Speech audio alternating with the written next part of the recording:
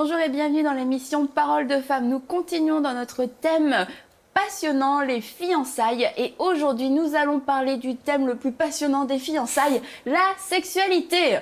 Donc bonjour mesdames, bonjour pasteur Hermione. La sexualité fait partie du thème que nous abordons pendant les fiançailles, mais du thème que nous ne pratiquons pas pendant les fiançailles. Alors on vient de perdre la moitié des gens. Donc voilà, en fait, pour commencer, pour mettre les choses au clair, c'est que pendant les fiançailles, il n'y a pas de sexualité finalement. Exactement, pendant les fiançailles, il n'y a pas de sexualité, bien que la sexualité soit quand même créée par Dieu, soit un bonus que Dieu donne aux hommes par Adam et Ève. Ça ne doit être pratiqué que dans le couple marié. Pas dans le couple parce qu'on est un homme et puis une femme, non. Dans le couple marié. Pendant la période des fiançailles, il n'est pas conseillé du tout d'entrer dans cette phase-là de la sexualité, comme on le dit souvent en Afrique, on ne peut pas acheter un tissu qui est déjà plié, il faut au moins déballer pour voir de quoi il s'agit. C'est des thèmes que les gens utilisent souvent en Afrique. Je dis non, parce que quand vous allez à la sexualité pendant les fiançailles, ça biaise toute votre analyse de la personne, ça biaise toute votre analyse, toute votre conception en fait du mariage, de la vie à deux. Et donc pour voir clair, pour savoir qu'on ne perd rien, qu'on ne gagne rien, encore que quand on s'y met rapidement et que ça ne dure plus et que la relation ne tient plus et que vous passez à la rupture, ça voudrait dire que vous n'êtes plus vierge. Ça voudrait dire que vous n'êtes plus sain si vous êtes un homme. Et donc, d'essai en essai, vous finissez par devenir l'étalage de tout le monde, où tout le monde sait déjà ce qu'il y en est. Alors que cette partie du corps, alors que cet acte-là est réservé simplement pour l'être aimé, là où il va s'épanouir. Et moi, je l'identifie un peu au lieu très, très saint. Le lieu très, très saint était un lieu qui était préparé pour Dieu. Tout le monde peut entrer dans le pavis, mais n'importe qui d'abord ne rentre pas sous la tente d'assignation. N'importe qui ne peut pas aller dans les lieux saints. Encore pire, le lieu très, très saint. Donc, pour moi, la sexualité, c'est le lieu très, très saint du corps de l'homme comme de la femme, qui est réservé à la personne unique, au souverain sacrificateur, au sacrificateur, qui est votre époux, qui est votre épouse. On ne doit pas l'exposer comme ça, du coup, pour que n'importe qui puisse déjà savoir et réaliser ce qu'il en est, pour ne pas biaiser notre analyse. L'argument des jeunes fiancés, ça va être souvent « oui, mais on va se marier ». Donc pourquoi attendre le mariage puisqu'on va se marier? Quel est l'intérêt d'attendre puisqu'on va se marier selon oui, comme je disais à l'entame, on va se marier, oui, mais il faut avoir toutes les idées en place. Il ne faudrait pas mettre la question d'intérêt. Parce que là, on peut parler aussi de l'amour philéo. Si ce n'est que pour l'intérêt de l'éros qu'on se marie, alors c'est fort probable qu'on ne tienne pas longtemps. Et donc, on ne se marie pas pour les deux, on se marie pour l'agapao. Si on sait que cette personne est destinée à nous, si on sait que rien ne nous presse, nous devons quand même développer la patience. Et pour y aller. Oui, bien sûr, pour y aller. Et aussi, on le dit aussi pourquoi? Pour question de compatibilité en matière de santé. Quand, par exemple, vous vous rencontrez chez nous en Afrique, je ne sais pas quel est le cas en Occident, avant même d'aller à la mairie, avant même de faire la bénédiction nuptiale ou avant même la dot, c'est bon que les fiancés aillent faire d'abord ce qu'on appelle leur test pré-nuptial. Et dans ce test, on voit quel est le groupe sanguin de l'homme, quel est le groupe sanguin de la femme, est-ce qu'ils sont compatibles à vivre ensemble. Admettons que l'homme soit peut-être SS, donc une drépanocytaire, et la femme aussi un AS, et que les deux disent, bon, pourquoi on va se marier, alors on va à grossesse. Ils vont faire des enfants qui seront malades. Et ils vont devoir traîner ça toute leur vie, toute leur existence. Alors pourquoi aller rapidement au cesse pendant qu'on n'est pas encore prêt, on ne sait pas encore sur quoi nos vies doivent être basées. Et les gens disent souvent, et si on se marie et qu'après il y a une panne? Je dis, mais quelle panne? Panne technique, électrique ou quoi? Comme quoi, parfois les gens se marient, mais une fois dans le mariage, l'homme se retrouve être impuissant. Puissant sexuellement, hein. Et donc la femme dit, mais non, c'est si. Je dis, non, tout ce que Dieu donne n'est suivi d'aucun chagrin. Si c'est Dieu qui vous donne et que vous passez par l'étape, le chemin que Dieu a déjà préparé pour vous, pour saisir cette chose, pour prendre cette chose, il n'y aura jamais de chagrin. Je ne dis pas qu'il n'y aura pas de défi, je ne dis pas qu'il n'y aura pas de challenge, je ne dis pas qu'il n'y aura pas de preuve, mais il n'y aura pas de chagrin. On ne va pas traîner ce chagrin-là à vie, jamais. Et donc, pour que ce ne soit suivi d'aucun chagrin, il faut faire les choses comme Dieu veut qu'on fasse. Et si vous entrez dans le mariage et qu'il est, l'homme se trouve impuissant sexuellement, ou la femme quelque chose, c'est pas entre griffes, il faudrait d'abord savoir que c'est pour deux raisons. Première raison, c'est l'épreuve de votre foi, pour voir comment vous allez réagir, puisque vous avez préparé votre temps de mariage pendant les fiançailles, et puis on dit, oh, je te promets fidélité, je serai là, quel que soit ce qui se passe, je serai toujours là pour toi parce que je t'aime vraiment. Ok, c'est le cas de savoir si réellement, quel que soit ce qui se passe, parce qu'on se marie pour le meilleur et pour le pire. En Afrique, les gens ont commencé par dire, lors des mariages, on se marie pour le meilleur et pour le meilleur. Je dis, c'est faux. On se marie pour le meilleur et pour le pire. Le pire peut arriver. Mais ça dépend de quelle maturité nous avons pour faire face au pire. Et par la prière, parce que nous avons une puissance en nous, qui est la puissance du Saint-Esprit. La prière, nous l'avons comme notre âme. Et donc, nous pouvons combattre vraiment l'ennemi avec ça. Et donc, quand vous rentrez, soit c'est l'épreuve de votre foi à deux, auquel cas ça va se régler en quelques temps, ou carrément, vous n'avez pas choisi la bonne personne. Quelque part, vous avez failli à ce qu'il faut faire pour entrer dans le mariage. Et ça vous rattrape. Et quand ça rattrape, il faudra quand même avoir la patience et le courage de travailler cela, ce qu'on n'a pas pu faire, ce que je disais dans l'émission précédente, ce que tu n'as pas pu faire pendant les fiançailles, tu rentres dans le mariage et puis tu le fais maintenant. Et donc, on devra faire face à cela. Et donc, on ne peut pas prétester ces choses-là pour dire qu'on va à la sexualité avant de rentrer dans le mariage. De toute manière, la sexualité ne règle pas de problème en soi, ni... En tout cas, je veux dire, ça règle pas des attitudes, un tas de choses. C'est juste que ça appartient au couple marié et que on parle de santé, on parle de corps, etc. Ça fait aussi partie des discussions qu'on peut avoir en étant fiancé. On peut parler de la sexualité, comme j'ai dit, sans la pratiquer, parce que ça fait aussi partie de la vie du mariage. Et je pense que les fiancés doivent pas en faire un sujet tabou et qu'on doit apprendre à en parler. Et puis en France, vous parlez du test médical. Ben, je me souviens plus très... Mais en France, oui, pour te marier, il faut aller chez le docteur avant et il te fait un bilan et puis, pour voir si tout est... Et si aussi on ne cache pas quelque chose à l'autre, une maladie, un virus ou quoi que ce soit. Et encore une fois, pour contaminer personne dans le mensonge ou dans la manipulation. Et donc, on va en parler parce que les fiancés partagent une certaine intimité et ils peuvent parler de la sexualité. Puis, on va pas forcément parler de la sexualité ou de comment on envisage notre sexualité dans le mariage avec n'importe qui dans notre cercle amical. Mais dans le cadre des fiancés, on va pouvoir en parler parce qu'on a dit que c'était cette relation privilégiée et intime. Mais c'est une relation intime dans certaines limites. Il y a des choses à ne pas faire quand même. Je vais peut-être vous raconter une histoire qui va vous faire tellement rire. Un jour, dans ma thérapie, mon assistance aux jeunes couples, il y a un couple qui est arrivé. Et l'homme me dit, ma femme, elle est tellement mauvaise, parce que juste après le mariage, c'est frais, disons, je crois, moi, si je n'exagère pas, après le mariage, et l'homme était venu me rencontrer, tout furieux, ma femme, elle est mauvaise au lit, vraiment, c'est pas ça, on n'a pas parlé tout le temps, parce qu'à l'église, on nous a dit, on ne devrait pas, et puis nos amis, on ne devrait pas, il faut attendre le mariage, puis elle est nulle, elle est ci, elle est ça. Et je l'ai laissé finir. Quand je l'ai laissé finir, je lui ai dit, est-ce que je peux aussi recevoir la femme? Parce que ça dépend des problèmes. Il dit oui, il m'a envoyé la femme et j'ai discuté avec la femme. La femme me dit, bon, moi je sais pas, j'ai toujours été vierge jusqu'à entrer dans le mariage. Pour moi, c'est que c'est ensemble avec mon homme que je dois découvrir ce que c'est que le mariage et tout.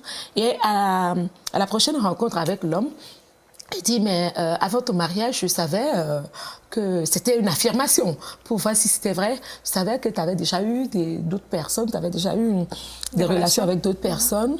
Comment c'était par rapport à elle? Eh ben, tout de suite, il se met à dire, vraiment, l'autre était ci, l'autre était ça. Il dit, mais voilà.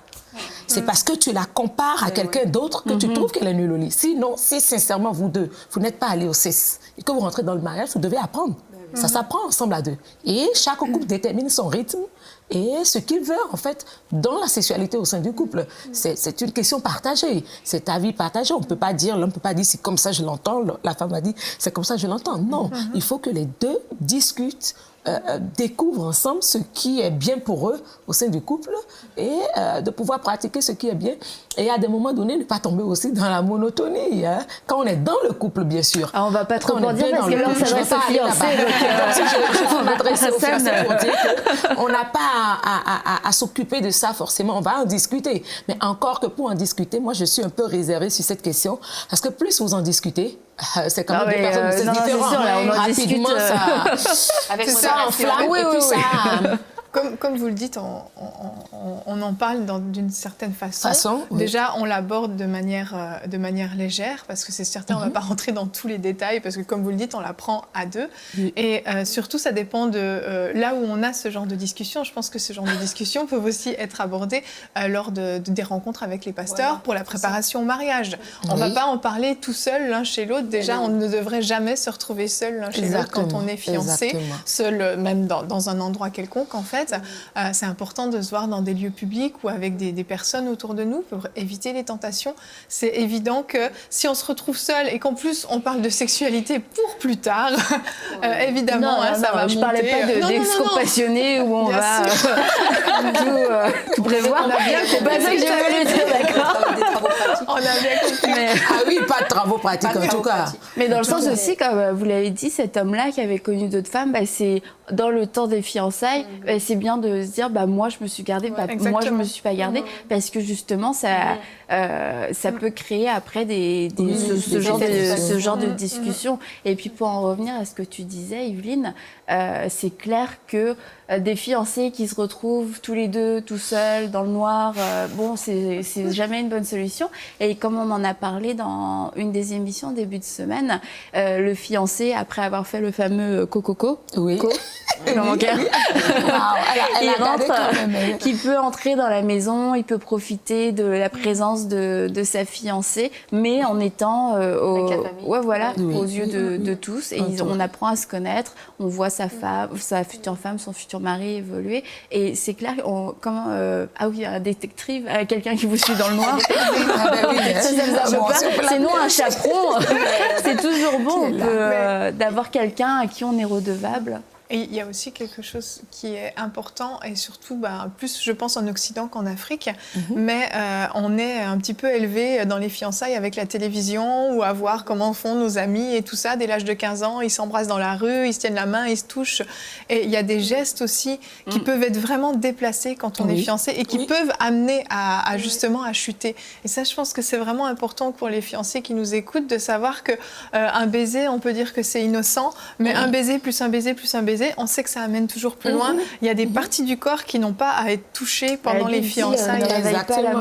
Exactement. Il y a un humoriste chez nous qui dit un peu seulement, ça fait beaucoup seulement. C'est vrai. Il faut éviter les attouchements, il faut éviter certains comportements pendant la période des fiançailles. Sinon, rapidement, ces deux personnes ne cessent contre elles, ça s'attire. C'est ça, puis ça va vite. On s'aime en plus, et puis on prévoit de se marier. Et comme tu le disais au début, on peut se dire on va se marier, qu'est-ce que ça change? Mais les fiançailles, c'est pas le mariage, et c'est pas le même type d'engagement. Et c'est vraiment important de le préciser, parce que dans la tête des gens, parfois, là, on est fiancés, dans quelques mois, on se marie, mais on ouvre une porte au diable avec, en pratiquant la sexualité en dehors du mariage, parce qu'on pêche, et après... Quand on pêche, on dit au diable, en gros, viens, fais ce que tu veux dans mon couple. Et moi, j'ai entendu énormément d'histoires, des gens qui avaient voulu se garder jusqu'au mariage, et puis qui, au dernier moment, ont chuté. Très souvent, ça a fini en catastrophe. Soit le couple s'est finalement séparé, soit une grosse culpabilité, une grosse honte, puis ça a mis tout un tas de désordres dans leurs fiançailles, alors que c'était pas nécessaire. Sinon, il peut y avoir une grossesse... Exactement. Ça complique vraiment les choses. C'est sûr, c'est beaucoup de regrets. Et puis, pas l'ordre divin. Il faut dire aussi que pendant la période des fiançailles, on ne peut pas rapidement aller au sexe. Il faut l'éviter, parce que quand vous le faites, quand vous le faites, en même temps, la personne, chacun ne se trouve pas en confiance. L'homme se dit, si c'est tellement facile qu'on n'est même pas entré dans le mariage et qu'elle s'offre si vite, ou qu'il me le demande si vite, Alors qu'on sera ensemble et que je serai peut-être appelée à aller en mission, aller faire telle chose, aller servir le Seigneur et partir, eh ben, comment elle va se comporter si elle n'arrive pas à se contenir, si elle ne peut pas se maîtriser, si elle ne peut pas diriger elle-même ses sentiments et dominer ses sentiments en elle, et qu'elle se laisse conduire tout simplement par les désirs de son cœur, les désirs de la chair, alors je ne suis pas en sécurité sexuellement. Donc ma femme risque de commettre l'adultère. Et ça fait partie aussi des choses qui peuvent rapidement amener à l'adultère après le mariage. Parce qu'ils sont déjà habitués à un certain rythme, à ne pas à se maîtriser. Et donc, on va sur n'importe quel terrain. C'est pourquoi il est beaucoup plus déconseillé de ne pas aller à ça. Il me semble qu'il y a quelque chose qui a fondamentalement changé. C'est pour les jeunes gens qui se convertissent assez tard, dans la vingtaine. Maintenant, alors que ce n'était pas le cas dans les générations précédentes, maintenant les jeunes ont déjà vécu toute une vie amoureuse, parfois même ont été en couple, ont habité avec quelqu'un, ont eu des relations sexuelles parfois même multiples. Et ils arrivent, ils se convertissent, ils arrivent dans l'église et là, il y a besoin de toute une rééducation parce qu'ils n'ont pas eu cette éducation, ils ne savent pas ce qui est bien, ce qui n'est pas bien, ce qui est faisable, pas faisable, des choses qui leur semblent complètement anodines. En fait, sont, comme vous le disiez, proscrites dans le temps des fiançailles. Je pense que là, tous les responsables jeunesse ont un gros rôle à jouer, les pasteurs jeunesse, parce qu'il y a toute une rééducation à faire et ils ont besoin du mode d'emploi parce qu'ils ne l'ont pas. Et il y a des choses, quand on est chrétien depuis des années, pour nous, c'est une évidence, mais c'est pas, ce qui est évident pour nous, c'est pas évident pour eux. Et il faut le prendre au sérieux. Souvent, ce sont des gens qui veulent bien faire. Ils sont pleins de zèle et de bonne volonté pour honorer Dieu, mais ils ne savent pas ce qui est bien et ce qui n'est pas bien. Donc on a tout un rôle éducatif en tant que simplement frères et sœurs dans l'Église, ou encore plus, a fortiori, pasteurs, pour les rééduquer, leur dire vraiment, prendre du temps pour leur expliquer pourquoi Dieu demande qu'on ait ce comportement-là et pourquoi c'est bien. Parce que ces gens-là ont complètement... une autre culture, d'autres valeurs. Moi, je me suis convertie tard, j'avais 21 ans. Autour de moi, on était plusieurs jeunes convertis dans la vingtaine. Il y a des choses qui paraissent évidentes. Là, on parle des fiançailles, mais ça peut être sur plein de domaines. Et nous, on vient d'une autre planète, on vient du monde, et le monde a d'autres valeurs. Donc, il faut pas jeter la pierre tout de suite, il faut rééduquer. Exactement, je peux y aller. En fait, je suis entièrement d'accord avec Anne parce que les personnes doivent aujourd'hui rééduquer entièrement la jeunesse et ne pas les laisser, ne pas les abandonner pour dire que c'est évident, effectivement. Mais il y a un autre point. Il ne faudrait pas développer l'hypocrisie parce que c'est très subtil. À force de vouloir rééduquer, on rééduque à l'ancienne. Comme parfois certains jeunes au sein de mon église me disent, ça c'est avant ça, mais maintenant c'est tout le contraire. Donc on a tendance effectivement à éduquer à l'ancienne, à ne pas tenir compte des réalités du monde d'aujourd'hui, à ne pas tenir compte des réalités de la jeunesse aujourd'hui qui n'était pas forcément la même que nous. Et donc quand on impose une certaine discipline, alors ça développe l'hypocrisie. À l'église, le jeune, il est correct. Les futurs mariés, les fiancés sont très corrects, mais dans notre dos, c'est fini. Et donc, parfois, il y a certaines pratiques. Par exemple, chez nous, au Bénin, il y a des serviteurs de Dieu qui, par exemple, vont dans la maison du fiancé. Surtout parce qu'il y a des parents, il y a des jeunes qui sont en ville, quand les parents sont au village. Et donc, ils sont là pour l'étude. Il n'y a pas de parents. Et donc, comment ils vont se rendre? Chacun est dans son appartement. Et donc, le pasteur va peut-être à 0 heure dans la maison du garçon pour voir si la fille n'est pas là par hasard et tout. J'ai déjà rencontré des jeunes qui m'ont dit, ça nous agace. Le pasteur, quand il fait ça, et c'est à cause de ça que nous, on a décidé de se voir chaque jour à partir de 2h30 du matin. Et lui, il vient à 0h, il s'en va. Et donc, à 2h, nous, on se retrouve, elle dort là, et puis moi, je la dépose à 5h. Ce qui est sûr, il ne peut pas dormir dans ma maison. Et ça m'agace. Ça développe mal, imposer la discipline, développe la rébellion, et développe la fausseté du comportement. Ils ne sont pas sincères. Il faudrait pouvoir les mettre devant leurs responsabilités. C'est-à-dire faire d'eux des gens matures qui comprennent le pourquoi. Quel est surtout ce qu'ils risquent en allant directement à ça. et les laisser devant le fait accompli, tout en priant pour eux, en demandant au Saint-Esprit de les accompagner, en parlant beaucoup. Mais quand la discipline, elle est trop brusque, ça développe beaucoup de choses. La discipline, finalement, c'est la loi qui dit tu ne fais pas ça. Et c'est sûr que ça peut juste créer des désirs supplémentaires de braver l'interdit. Puis comme Anne disait, les responsables et les pasteurs ont ce rôle d'éducation et d'enseignement, mais avec le cœur de Dieu, qui a un cœur de grâce, un cœur de compassion et aussi de pardon. Parce que quelquefois, je pense que des jeunes ont chuté et puis ils se retrouvent tout seuls avec leur chute, avec leur péché. Et puis le but, c'est juste que personne ne le sache, alors que un couple de fiancés qui a chuté, la première chose à faire, c'est sûr, c'est de se repentir devant Dieu, parce que c'est avant tout, on se garde, c'est pas pour le pasteur, c'est pas pour nos parents, c'est vraiment pour Dieu, par crainte de Dieu. Et la deuxième chose, c'est de pouvoir avoir des gens responsables, un pasteur, un responsable jeunesse ou des aînés dans la foi qui vont pouvoir nous accompagner. Puis ça va demander un temps de restauration et ils n'ont pas besoin de plus de condamnation qu'ils sont probablement recouverts de honte. Et souvent, c'est des choses qui peuvent même se répandre au sein de l'Église. Ils vont avoir besoin des personnes, des mentors, des pasteurs ou des conseillers spirituels qui vont les aider à se restaurer et vraiment à suivre. Puis des conseils aussi pour ne pas retomber, parce que c'est pas un accident non plus que ça arrive. Donc il y a sûrement des choses. Mais qu'est-ce qu'on peut faire maintenant pour vraiment éviter ça? Donc, comme tu disais, des situations à éviter. Mais c'est pour ça qu'il y a un mode d'emploi à leur donner. Mais vous savez, par exemple, en Afrique, je ne sais pas comment ça se passe en Occident, quand les jeunes tombent comme ça, en même temps, toute l'église est là, et puis un bon dimanche, on les sort, et puis on dit, voilà, ils ont fait ci, vous restez sur le banc arrière. J'ai toujours été contre cette façon de faire les choses. Déjà, moi, je dis, quand les jeunes tombent quelque part, il faut avouer, c'est la responsabilité du pasteur. Parce qu'il n'est pas bien organisé, il n'a pas su accompagner les brebis comme Dieu veut qu'il accompagne. Il n'avait pas assez de personnel pour aller à minuit chez tout le monde. Mais il doit en avoir, Oui, parce que ça fait partie. C'est trop facile de dire c'est pas la faute du pasteur, parce que nous sommes des bergers que le Seigneur a mis là pour conduire les brebis. Et donc, nous avons quand même des choses à faire. Il y a des moments où moi, par exemple, j'appelle les jeunes, certains jeunes qui, je vois déjà, ça ne va pas, je les appelle dans mon intimité, chez moi, à la maison, et je me rabaisse entièrement à leur âge, à leur niveau, pour faire passer mon message.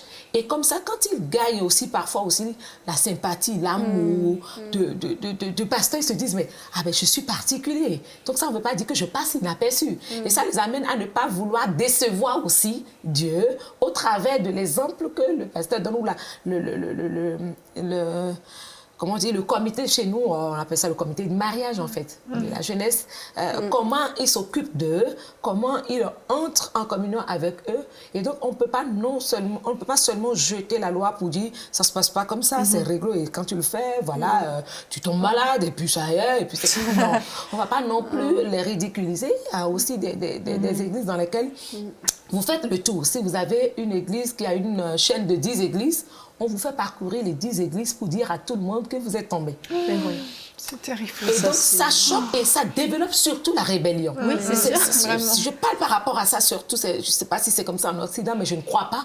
Et donc, ça développe la rébellion. Ils se disent, mais tout compte fait, on est déjà humilié devant tout le monde. Il y a un bris de confiance aussi. Si je ne peux pas faire ça confiance à mes dirigeants. Voilà. Et donc, quand je reviens par rapport à la rééducation, comme Anne l'a dit, il y a des gens aussi, j'ai déjà vu des gens qui se sont connus dans le monde, fiancés à la manière du monde.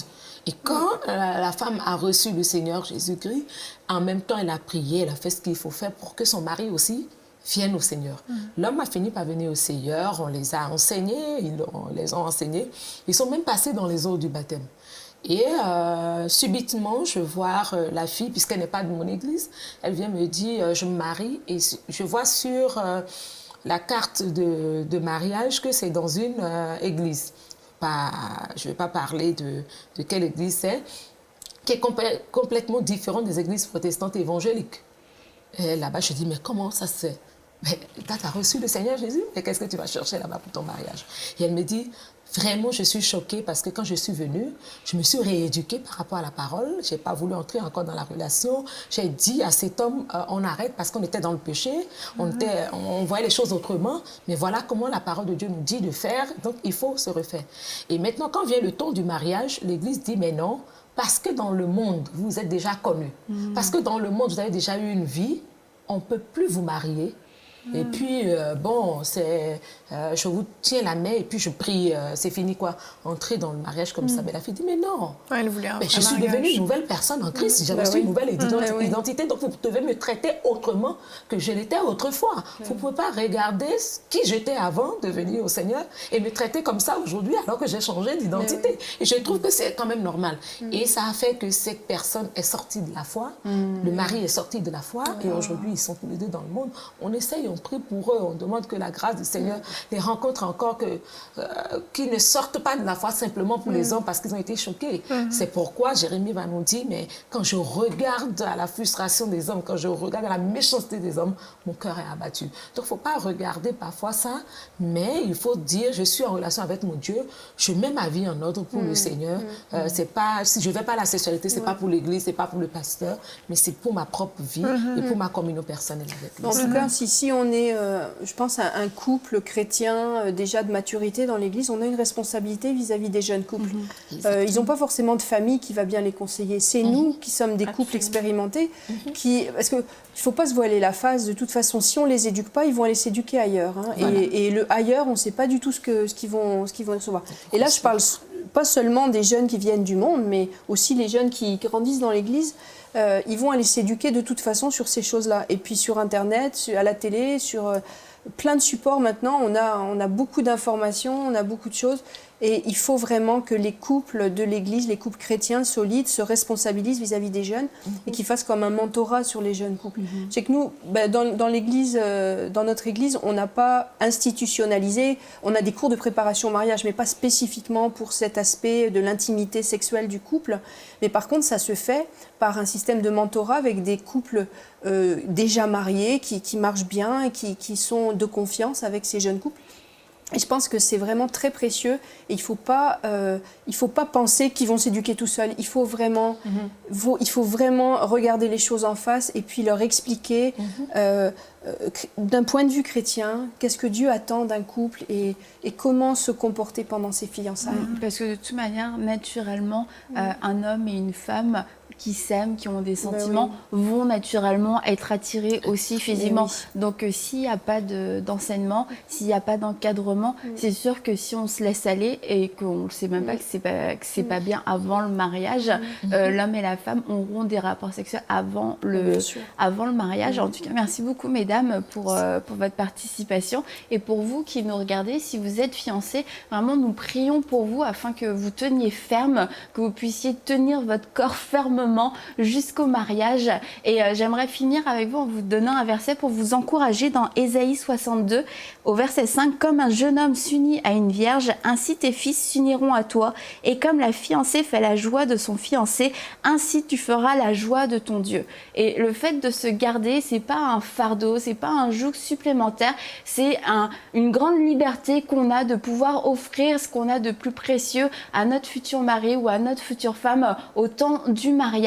Et c'est une joie autant pour le fiancé, pour la fiancée, et c'est une joie avant tout pour Dieu. Donc on vous encourage à vous garder pur, on vous encourage aussi à vous entourer de bonnes personnes, et pour vous les dirigeants à avoir ce rôle de protection, peut-être pas de contrôle, mais de protection et d'enseignement envers ces jeunes, qui puissent trouver des conseillers avec une oreille ouverte, avec un cœur ouvert, qui vont pouvoir les aider à se relever, parce que la Bible nous dit ne reprends pas trop durement les gens de peur qu'ils ne se découragent. Et c'est dommage d'entendre des jeunes qui vont finalement repartir dans le monde parce qu'ils n'ont pas trouvé ce conseil qu'ils cherchaient. Les jeunes ont besoin de conseils, ont besoin de savoir ce qui est bien, ce qui n'est pas bien, et vous avez cette responsabilité-là. Et à vous tous qui nous regardez, pour les fiançailles, vous l'aurez compris, pas de sexualité pendant les fiançailles. Pour conclure cette émission, résumée en une seule phrase. Donc on vous dit à très bientôt pour une prochaine émission de Paroles de Femmes. Envoyez-nous votre témoignage à paroledefemmes@enseigne-moi.com.